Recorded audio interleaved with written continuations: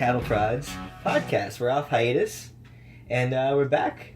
I'm your host and MC, Ethan Berman, joined by, as always, Emily Shrode. And I have two special guests. Matt's on the podcast because he's in Texas and we're not there right now. More on that later. But I am joined by my two old buddies. Nathan Gardner. And? Andrew Gardner, neighborhood cool guy. Right. Anywho. Yeah, we're in Arizona right now.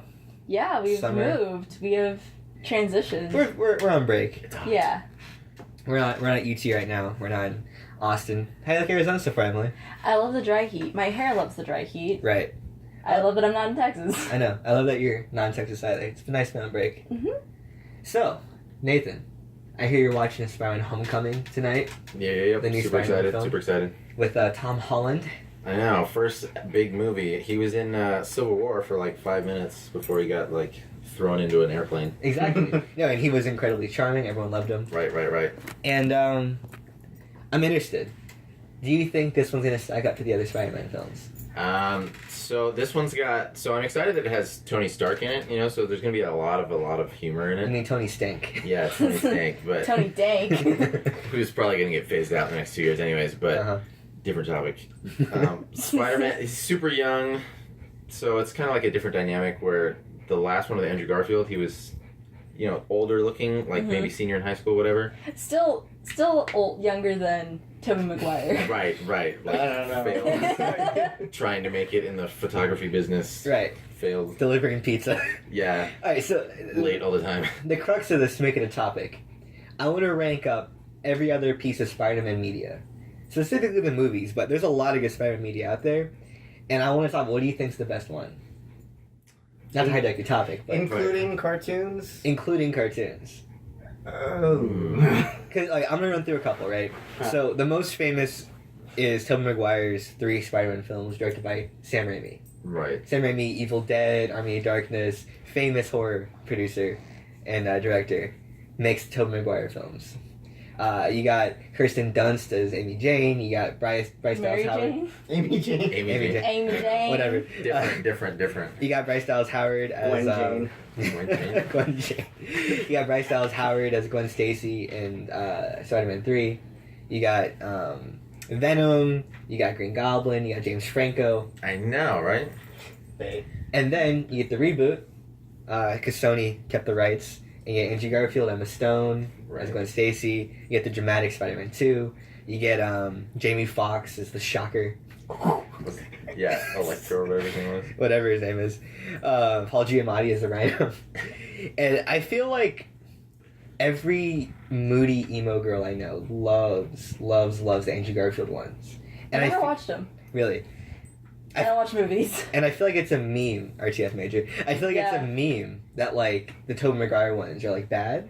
But I was rewatching them, and I'm like, effects aside. Well, Spider-Man 2's effects are still solid. But effects aside, like, the movies hold up. Like, yeah. They're actually genuinely good, while the Andrew Garfield ones are already aging for me. It's already, like, this is so, like, well, the thing 2010s. is, like, it's so 2000s. The Tobey Maguire ones are so 2000s. It's like how Gwen Stefani never fades out of style, because she's the pinnacle of the 2000s style, and it's so it just doesn't fade, especially because, like, that's her childhood right there, the 2000s, and it's like almost a nostalgia trip, but that's why it's classic. So which one do you guys like more? Dude, I cannot leave Tobey Maguire behind.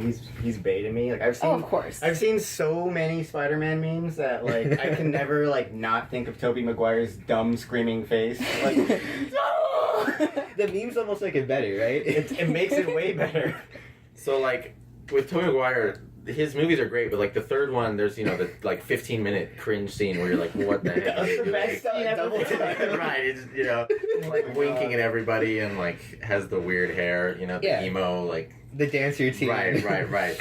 With, you know, gets bashed on all the time. Right. But then, you know, that's the Spider-Man that's the first set of Spider-Man movies I saw, so it's like, when you think Spider-Man, you always gotta go back to Tobey Maguire. Yeah. And then, you know, years later, they make these Andrew Garfield ones, which I enjoyed. Mm-hmm. You know, I watched them several times throughout different whatever, you know. Yeah, I'll clarify. The Andrew Garfield ones aren't bad. They're just a very specific Spider-Man aesthetic that I don't know. did you guys read Spider-Man comics at all as a kid, or just read Spider-Man comics in general? I did not.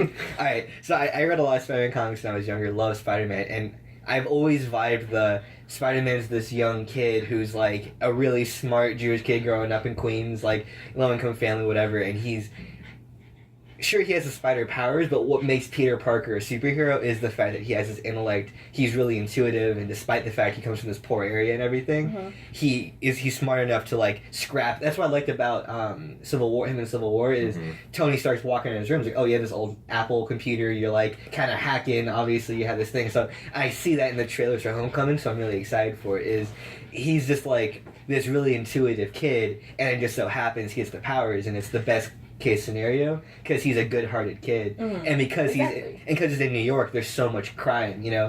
And I find it funny. My two favorite superheroes, Superman and Spider-Man, they're both in New York. You know, Metropolis is fictional New York, and then Spider-Man's in actual New York. You know, but they're in New York, and they're just these paragons of good, whatever. But if you think about Spider-Man's powers too, he's actually really like OP because he has super strength. He can crawl on anything. He has these webs, like Spidey senses.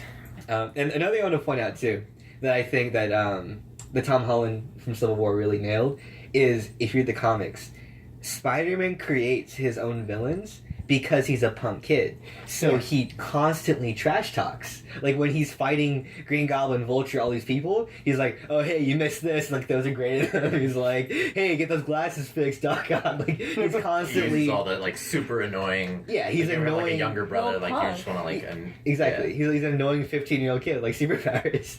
So that's what I love about it. And I feel like him with the Avengers takes it away because it's like, come on, grow up, kid. He's trying to whatever. But when it's just him, guys. When it's just him on the streets, like cleaning up crime, he's such a dick, and I love it.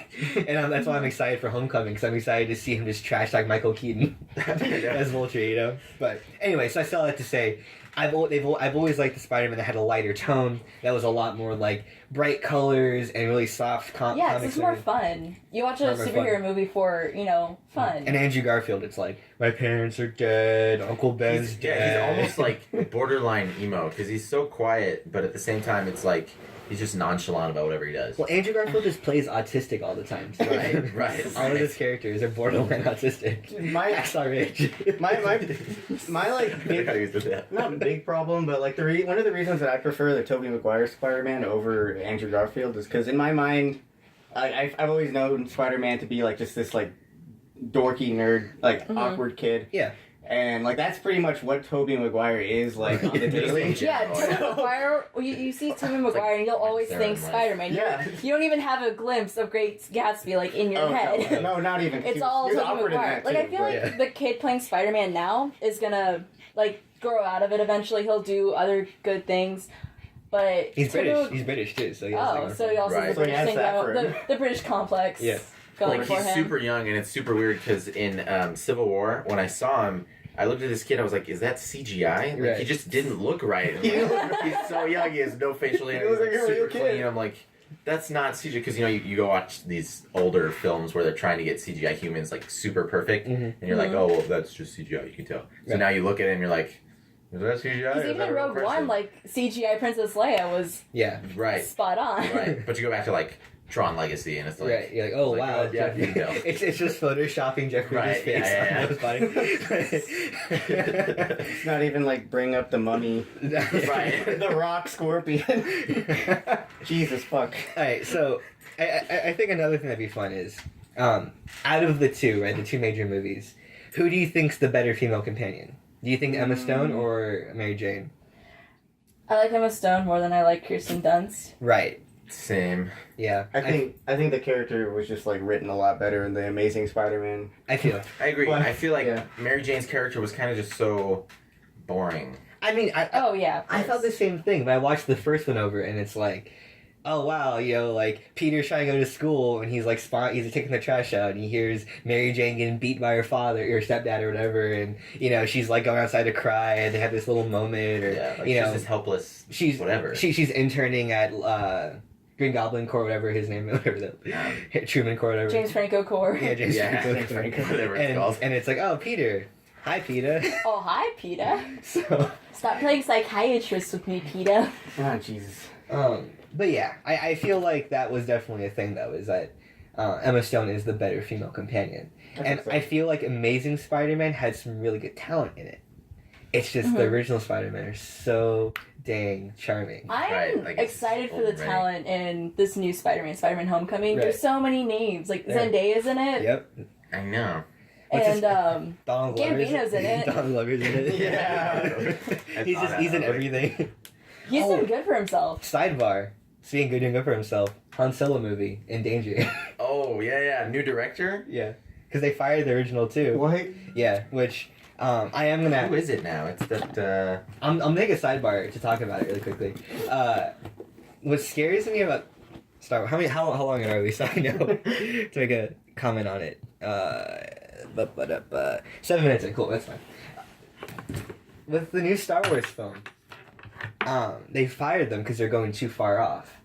And I was reading this really interesting article about it, and they're talking about, like, what's scary about that is that means there was no rules for Star Wars other than here are things you can't do. Right. Like, they revealed, like, the producer that's overseeing it, because, like, J. Abrams just directed the first one, and, like, Rian Johnson's just directing 8, and the guy who directed Rogue One just directed Rogue One. Like, they're not all talking to each other. It was an overarching kind of like how Kevin Feige produces all the Marvel movies, so he oversees all the Marvel lore and makes sure everything's totally consistent. Correct. Yeah, that's what it's Spielberg's producer. I can't remember her name, but it's Spielberg's producer. And she's essentially, like, looking over these films. But, like, when J.J. Abrams directed Force Awakens, there was no roadmap. It was like, do whatever you want to do. There's no general arc made for this whole new trilogy. It was literally like, you just can't kill General Leia. You can't kill Luke. You have to have Luke in there. Blah, blah, blah. But he's like, can I kill Han Solo? They're like, yeah. Can I do this? Yeah. Han Solo asked to be killed. Yeah, he did. I mean, he should have been killed earlier. He was tired of it. Should have been killed in 6. But yeah. But it's scary to me because I had a lot of complaints about Force Awakens. We talked on the podcast, written about it, it's the whole thing. But what bothers me is that everyone defended it. Like, no, trust me. Even though 7 feels weird, when you watch 8, it all makes sense. But what this proves is that they had no idea what they were doing in 7. J.J. Abrams was like, wouldn't it be cool if Rey was just dumped on a planet and we don't know what her background is? And wouldn't it be great if she was just perfect? Yeah. It's right, she's just on no we know how to use everything and, like, can fight a trained whatever. Yeah. So, a trained Sith Lord. An actual Sith Lord. So I had a big issue with that. But... Spider-Man? Yeah, Spider-Man. Well, going back to what I was saying about, like, how, you know, Toby McGuire is obviously, like, the dorkier Spider-Man.